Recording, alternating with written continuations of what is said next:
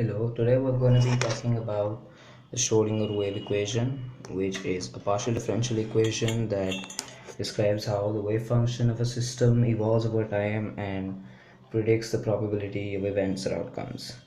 The wave function itself encodes information about the wave and its properties, and this is its general form, which we may look at in a later video, but this has E, which means you can pull out eigenfunctions, as you'll see later. So now let's look at the kinetic energy part. The Schrödinger wave equation gives us the different energies a particle can have.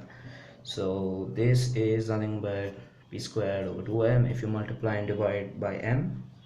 So now from the last video we know that p equals h over lambda. To reduce the Planck's constant, multiply and divide by 2 pi, this becomes h bar, and this term becomes k, which is nothing but the wave number which we have here.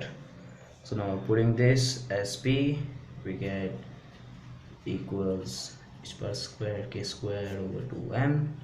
Now as you can see, these h bar and 2m is constant, but we need to represent k squared as derivative from this.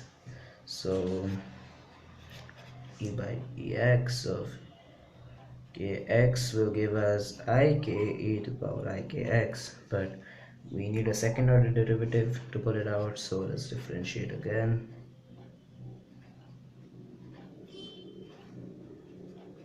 This gives us minus k squared, but again with the original value. This is the eigenvalue and this is the eigenfunction. So now let's put this as this. So now since we're looking at the various energies a particle can have, let's put it in a wave function. Say h bar squared over 2m will be, so this is a one-dimensional Schrödinger equation in free space without potential and independent of time. So let's change that. So we also saw that the energy is the h times Planck's constant times the frequency. Let's do the 2 pi thing again. We get h bar times omega. This is nothing but 2 pi times the frequency. So we can take this as a first order derivative again, as we did before. That's just second order, but we can do first order here. So we get minus I omega t. So now this is dou as curly d as we saw before, because it's a partial differential equation. We're looking at two variables.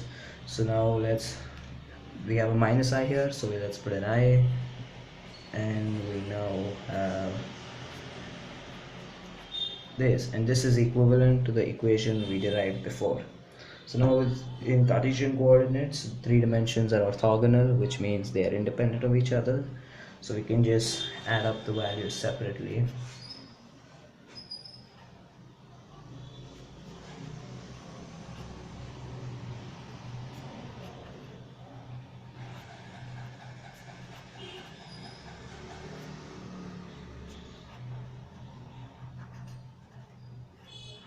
Right, so now the potential also varies from problem to problem or the situation you're in, so we can just add that too separately. This is nothing but the plus C operator.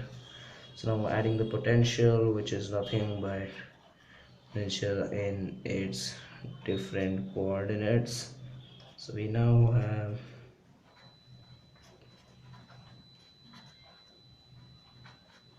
so there you go. This is the Schrödinger wave equation. So this part, the sum of the kinetic and potential energies, is the Hamiltonian. So finally it can be written down as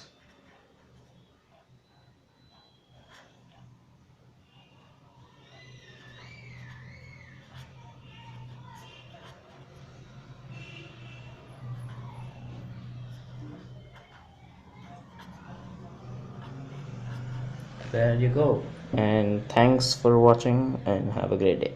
Bye bye.